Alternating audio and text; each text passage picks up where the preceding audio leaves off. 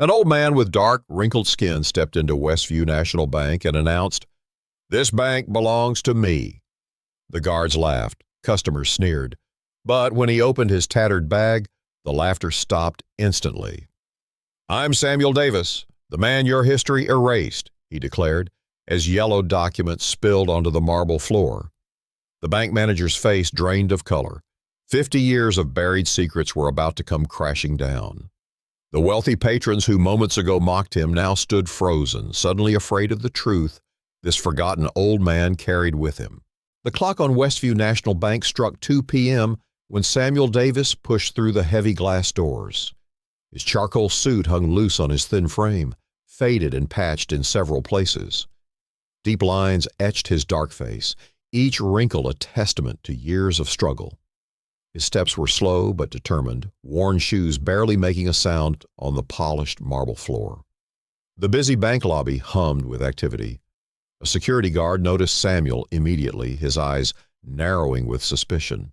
Well-dressed customers waited in line, casting sideways glances at the old man who clearly didn't belong. "Look at that," whispered a woman in an expensive coat, clutching her purse tighter. "They'll let anyone in these days." Samuel ignored the whispers, the stares, the judgment. His weathered hand gripped the strap of an old canvas bag slung over his shoulder. The weight of it seemed to bend him further, though his eyes remained clear and focused. He walked to the center of the lobby and stopped. Marcus Reed, head of security, approached with a hand resting on his holster. "Sir, can I help you find your way out?" His voice carried just enough edge to make his intention clear. Samuel looked directly at him, then lifted his gaze to survey the entire room. Without raising his voice, he spoke clearly enough for everyone to hear. "This bank belongs to me." The lobby fell silent for a heartbeat before erupting in laughter. "Did you hear that?" A young teller snickered to her colleague. "The old man thinks he owns Westview National. These people from the South Side always showing up with crazy demands," her colleague replied, not bothering to lower his voice. Samuel remained unmoved by the mockery. His eyes found Richard Westbrook, the bank president, who had emerged from his office at the commotion. Westbrook, a tall man with silver hair and cold eyes, approached cautiously. "Sir, I don't know what you think you're doing, but this bank has been owned by the Westbrook family for generations. I suggest you leave before we call the police." Samuel shook his head slowly. "No, Mr. Westbrook. Your family stole this bank from me in 1968. I'm here to reclaim what's mine." Marcus Reed stepped closer, his face hardening. "That's enough. Time for you to go." "I have proof," Samuel said, carefully lowering his bag to the floor. The security guard tensed, hand moving to his weapon. "I don't care what you think you have," Reed growled. "This is private property, and you're causing a disturbance." Samuel bent down slowly, his joints cracking with age. He untied the frayed rope keeping the bag closed. "Everything you need to know is in here."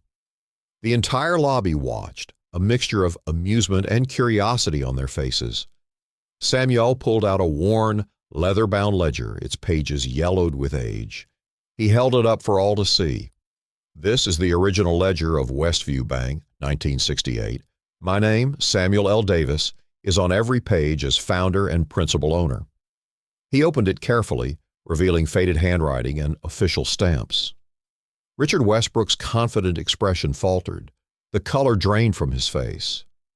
"I don't know what you're playing at," Westbrook said, his voice less certain now. "But this is absurd," Samuel continued, his voice growing stronger with each word. "I built this bank from nothing, invested every dollar I had. Then your father, Charles Westbrook, and my partner, James Taylor, conspired against me." He pulled more items from his bag. Stacks of old currency bearing the original Westview Bank logo, newspaper clippings, faded photographs. They couldn't stand that a black man owned the most promising bank in the city, so they forged documents, spread lies, and used their connections to force me out. They erased my name from every record and pretended I never existed. The smirks on people's faces began to fade. Some customers edged closer, straining to see the items Samuel had displayed.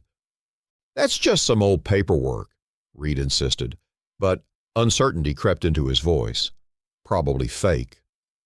Samuel turned to Westbrook, whose face had grown increasingly pale. Your father told me, no black man will ever run a bank in this town. He took everything from me. But he couldn't take these. Samuel tapped the ledger. I've kept the truth safe for 50 years. A young bank employee, Lisa Chen, stepped forward tentatively. She peered at the ledger, then looked up at Westbrook. Sir, these documents look authentic. The signatures, the old bank seal. Westbrook shot her a warning glance. Get back to your station, Ms. Chen. This doesn't concern you. But it was too late. Other employees had gathered, whispering among themselves as they looked at the evidence spread across the floor. Samuel stood tall despite his years. I went to every lawyer in this city, every judge. No one would listen. A black man challenging the Westbrook family, they laughed me out of every courtroom. Reed grabbed Samuel's arm. That's enough. You're leaving now. Take your hands off him, came a firm voice from the crowd. An older customer stepped forward, his eyes fixed on the documents. I want to hear what he has to say. More voices joined in. The atmosphere in the bank shifted. The laughter was gone, replaced by tension so thick you could cut it with a knife. Westbrook's composure cracked. Everyone remain calm. Security, please escort this gentleman to my office. We'll discuss this privately. Samuel shook his head. No more private discussions. No more secrets. The truth comes out today, right here in front of everyone. The battle lines were drawn. Samuel Davis stood firm, decades of injustice fueling his resolve. Richard Westbrook's carefully constructed world began to crumble, and everyone in that bank knew they were witnessing something that would change their city forever. Richard Westbrook's face twisted with fury. He motioned to Marcus Reed. Remove this man now. The security guard lunged forward, grabbing Samuel's arm roughly. You're done here, old man. Samuel didn't resist, but stared directly at Westbrook. You know exactly who I am. Your father made sure you'd recognize my name. The bank president froze. A flash of recognition crossed his face before he masked it. I don't know what you're talking about, Westbrook stammered, but his voice betrayed him. Samuel carefully pulled another item from his bag, a framed black and white photograph. The glass was cracked, but the image was clear. Two young men standing proudly in front of a new building with Westview Bank carved above the door. One was white, the other black. Your father and me, opening day, 1968, Samuel said. The newspapers covered it. Then the story disappeared. Lisa Chen picked up the photo, studying it. This is authentic.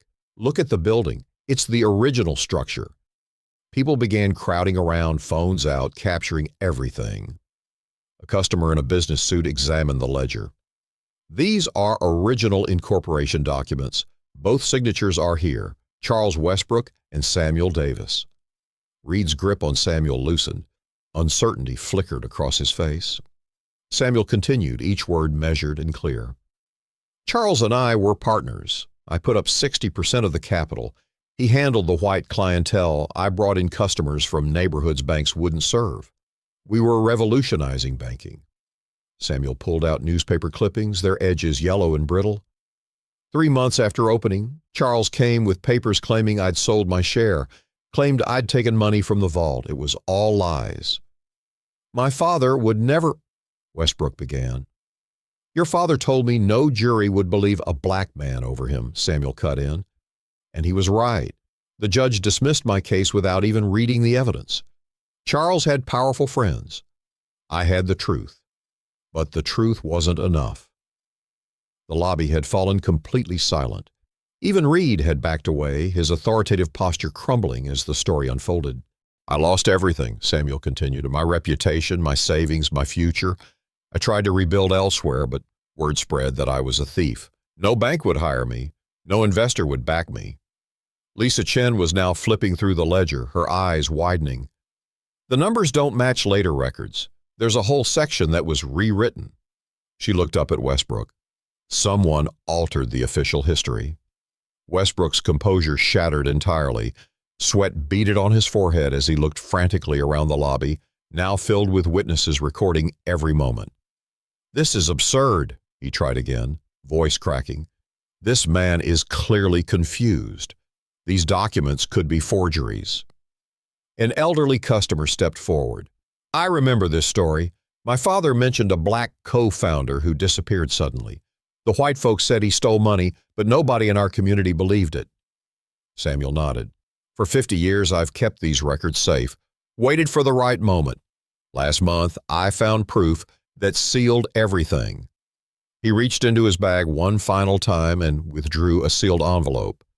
"Your father's confession, written before he died." Westbrook lunged for the envelope, but Reed, surprisingly, held him back. "Let him speak," Reed said quietly. "I want to hear this."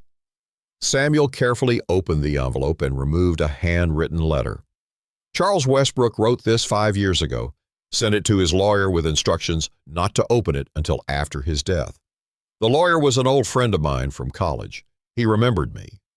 Samuel unfolded the letter, his hands steady despite everything. The first line was clear to everyone standing close enough. "I, Charles Westbrook, hereby confess to the illegal acquisition of Westview Bank from its rightful co-founder, Samuel Davis." Richard Westbrook collapsed into a nearby chair, the truth finally crashing down upon him. The empire his family had built stood on a foundation of lies, and now, in the presence of an old man once thought forgotten, it was beginning to crumble. The bank erupted in chaos. Customers gasped. Employees whispered frantically. Phones recorded everything. Samuel's voice cut through the noise. "I don't want to destroy this bank. I want justice." Richard Westbrook sat slumped in his chair, defeated. The confession in Samuel's hands had shattered his world. "My father," Westbrook whispered. "He told me stories about the early days, but he never mentioned you." "Of course not," Samuel replied. "Easier to forget a man than face what you did to him." Lisa Chen had gathered more employees around the documents. They carefully examined each page, faces growing more shocked with each discovery. "The signature patterns don't match," she announced. After the first 3 months, Mr. Davis's signatures looked different. They were forged. A senior bank officer, gray-haired and solemn, stepped forward. "I've worked here 30 years. There were always rumors about the bank's history, gaps no one could explain." He turned to Westbrook. "Sir, I think we need to acknowledge the truth."